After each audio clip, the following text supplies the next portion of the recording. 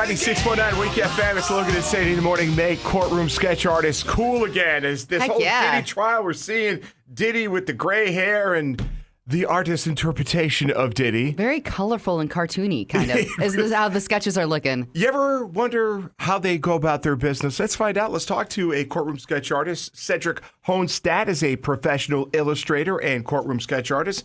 And here he is. Good morning, Cedric. Good morning. Good morning. Thanks for joining us today. My pleasure. Got us thinking about sketch artists, with this whole Diddy trial. And my first thought, Cedric, was, man, this is looking like a cartoon caricature. I mean, do you guys have flexibility in this, or is it an abstract thing, or do you look for the most accurate depiction of a person? Well, the goal is to try and be as accurate as possible. You're trying to be the eyes of the public to show them what's happening in the courtroom. So you're not really allowed to editorialize if you can help it. You try to be super accurate. When you're like watching the trial and everything, what do you know what is important to capture? Well, that can be tricky sometimes because what's important in a trial sometimes isn't visually interesting necessarily. What you're trying to do as a sketch artist, you're trying to balance two things. You're trying to, on the one hand, they want to keep justice pure if they can, or try and keep everything as fair as possible without being sensationalized. But on the other hand, the public has a right to know what's going on. So they don't allow cameras in the courtroom because it gets too sensationalistic. And so the sketch artist is there to represent the public and show, to give the people a visual sense of what's happening without being, without interfering with the judicial process. You just kind of be quiet off in the corner doing a little sketch, and the lawyers can't grandstand for the cameras or anything like that.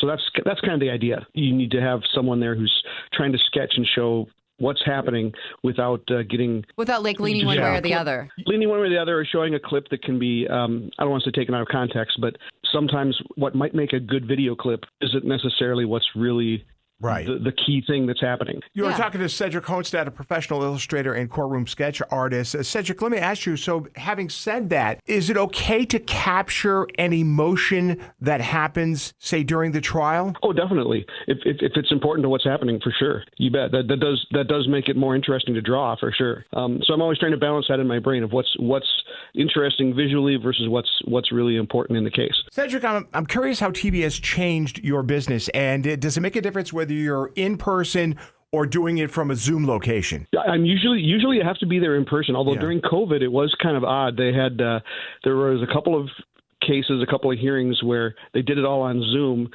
and because of COVID, it wasn't actually happening in court. But because cameras aren't allowed, that means they couldn't even take a screenshot or video of the recording, because technically that would be violating the law. Right. So I sat at home on my computer sketching a Zoom call like a Brady Bunch grid. Oh, wow. All these heads.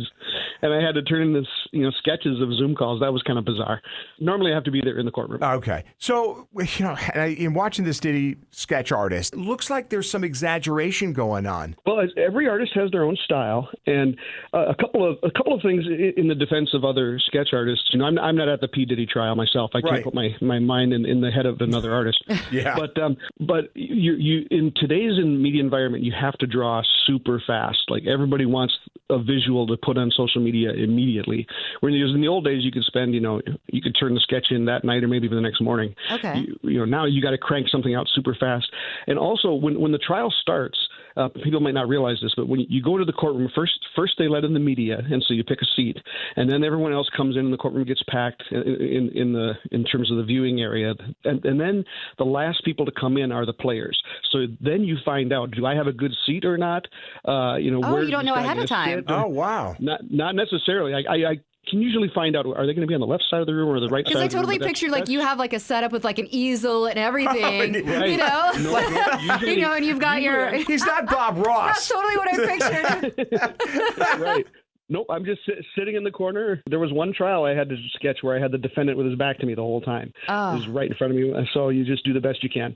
And you're trying to crank it out fast and make it as accurate and do your best you can. You must have friends ask you all the time, can you make a courtroom sketch of me and put me in the scene? I do. I even get emails from attorneys sometimes who want to hire me to do a sketch for them. That's fantastic. And I usually decline it because if it's not a case I was actually present for, then if that wasn't actually covered by the media, then I can't. But I do get those requests. And I'm looking at your website right now. Some of yours are super, super, super detailed, which looks like it took a really long time for you to do. Thanks. Depends on the trial. Sometimes I have a 5-minute hearing. I got to crank something out quick, and sometimes I get to take my time and go all day. And sometimes I get to sketch on an iPad, which makes a big difference because it can be easier to fix mistakes. Whereas this artist in the P. Diddy trial, it looks like is working on pencil and paper. Sometimes, like depending on the judge, some judges won't even allow you to bring an iPad because it's got a camera. It's got a camera on it, and so that's technically a camera in the courtroom, and so it's kind of up to the judge. Do you have a lot of like colored pencils? Is that what you work with a lot? But if you're not allowed to use the electronics? Yeah, I do combination of colored pencils and chalk. Trying to not make too much of a mess and haul in a bunch of stuff. But if I can work on an iPad, it's much easier. I can fix my mistakes and do better drawings. Cedric Hohnstadt, professional illustrator and courtroom sketch artist. Thank you so much for joining us this morning. Even though you've shattered Sadie's image of the easel and the big elaborate setup that you may or may not have. But hopefully you never have to sketch me. Right. Hopefully. Yeah. You bet. Or me. Thank you so much, Cedric.